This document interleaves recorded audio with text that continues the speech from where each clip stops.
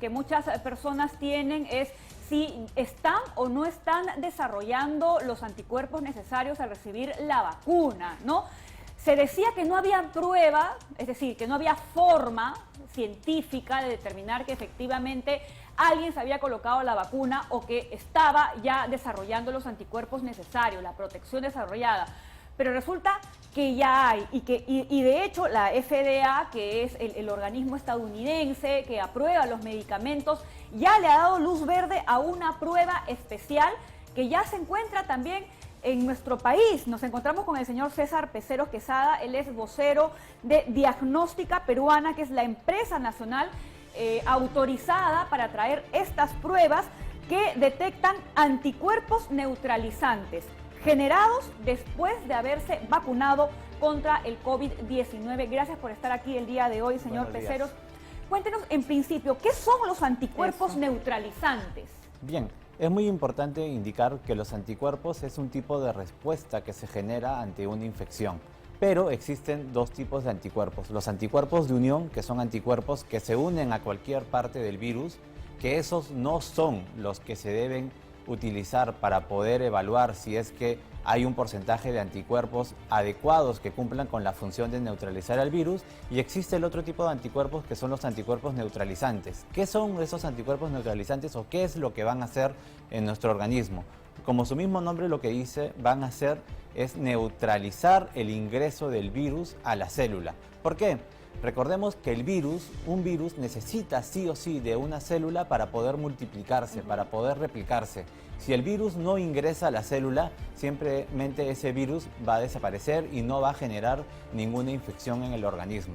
Y eso es lo más importante. En nuestro organismo existe como una puerta, por decirlo así, que es donde va a ingresar el virus. Y el virus tiene una llave en su extremo, que es la famosa proteína S, la proteína espiga, y esa llave va a ingresar a la puerta y va a generar una infección. Entonces lo que hace este anticuerpo neutralizante es ponerse en el medio y justamente evitar que la llave pueda entrar a la puerta, ¿no? Va a romper esa llave y va a evitar de que se genere un ingreso a la célula y por lo tanto el virus no va a generar infección. ¿Y ese anticuerpo se forma con la vacuna? Se forma cuando yo he tenido COVID o se forma también cuando he sido vacunado, ¿no? Por eso, cuando un fabricante en un ensayo preclínico o clínico quiere determinar la eficacia de una vacuna, una de las pruebas, porque también obviamente realiza más pruebas, mayor información, una de las pruebas que realiza es justamente medir la cantidad de anticuerpos neutralizantes que se generan luego de haberse inoculado el fármaco o la vacuna que están probando.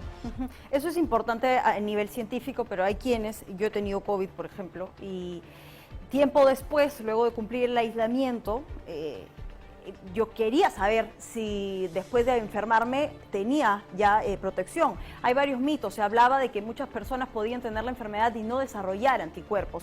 Y recuerdo bastante bien que en la clínica me dijeron, te podemos hacer un test de ELISA y saber si has generado anticuerpos. ¿Cuál es la diferencia finalmente en hacer este test y en hacer esta prueba de neutralizantes? Existen dos tipos de pruebas de anticuerpos, ¿no? Ustedes recordarán al inicio de la pandemia que se usaban mucho las pruebas rápidas, ¿no? Sí. Y luego estas pruebas rápidas fueron cambiadas por otras pruebas que tenían mejor sensibilidad, pero todas estas pruebas siguen siendo pruebas de anticuerpos de unión, que básicamente lo único que dicen es si yo tengo anticuerpos que se han unido a diversas partes del virus, porque el virus tiene muchas otras partes que no son las que a nosotros nos interesan, que no son donde está la llave, por decirlo así. En cambio, estos anticuerpos neutralizantes, y según la clasificación del Centro de Enfermedades Infecciosas de Estados Unidos, la CDC, los clasifica en dos grandes grupos: los anticuerpos de unión, que no son los adecuados e idóneos para justamente evaluar este tipo de anticuerpos neutralizantes, porque no lo son, son anticuerpos de unión, y luego están los anticuerpos neutralizantes. Entonces, en tu caso, si tú te medías solamente anticuerpos de unión, solamente iban a salir el pasado. ¿Qué fue? Que tú ya sabes que tuviste COVID, pero lo que sí es importante evidenciar y lo que se está demostrando cada vez más es que esta cantidad de anticuerpos neutralizantes no es que permanecen en el tiempo igual. No es de que yo tengo 100 el día de hoy y luego a los 6 meses voy a seguir teniendo 100. No, al contrario, lo que va pasando y lo que se va evidenciando es que esta cantidad de anticuerpos neutralizantes va disminuyendo. Y es por eso que muchos ya farmacéuticos o muchos países ya están hablando de una tercera dosis. ¿Por qué? Porque aparte de que han salido nuevas variantes, también si esa cantidad de anticuerpos neutralizantes va disminuyendo y va cayendo, al final la protección que yo tenía en algún momento ya no la tengo. Así haya sido porque me dio COVID o porque recibí alguna vacuna. Ahora, las personas que nos están viendo deben estar creyendo que uno puede ir a un laboratorio y solicitar una de estas pruebas, como solicita una prueba de PCR, por ejemplo, que ahora son las que se exigen para salir de viaje, por ejemplo, ¿no? Pero no, ¿cómo es que se van a comercializar? ¿Se van a comercializar? ¿A través de quién? ¿Y para qué casos específicos? Esta prueba es igual que una prueba de laboratorio, ¿no? Yo no, por ejemplo, no puedo ir a un laboratorio a hacerme un ensayo de glucosa y me sale 130, cuando el valor normal es 110, y no voy a decir porque tengo 130 yo solito, tengo diabetes. No, siempre tiene que haber un médico tratante que es el que le solicite la prueba y tiene que haber un médico patólogo que es el que permita interpretar los resultados. El médico determinará por qué situaciones necesito saber si efectivamente tienes los anticuerpos neutralizantes y te mandará la orden. Por ejemplo, la FDA de Estados Unidos ya en esta semana está hablando que, por ejemplo, para las personas que tienen enfermedades que comprometen el sistema inmunológico, o sea, personas con inmunodeficiencias, es necesario una tercera dosis.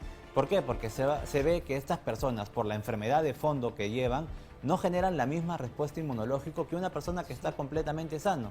Y ¿cómo lo evalúan? Justamente utilizando este tipo de pruebas. Entonces, para casos específicos. O también, por ejemplo, una persona, un médico de salud ocupacional quiere saber si es seguro poder retornar a todos los trabajadores, si ya están protegidos, pueden utilizar esta prueba como una herramienta diagnóstica para poder tomar mejores decisiones. Al final, esta prueba lo que permite es tener data, tener información científica, porque son pruebas que han sido desarrolladas por la Universidad de Duke, que la FDA le ha dado una autorización, que permiten a través de un método sencillo, seguro, que se puede realizar en cualquier tipo de laboratorio, obtener mejor información para poder tener mayor data y poder tomar mejores decisiones en esta pandemia. Y en paralelo seguir cuidándolos, ¿no? El uso de la doble mascarilla, mantener distancia social y demás. Por supuesto, el que uno se haya vacunado no significa de que ya no me voy a infectar, ¿no? O sea, siempre tenemos que seguir cuidándonos y siempre es importante ir a recibir la vacuna. No hay mejor mecanismo de defensa que recibir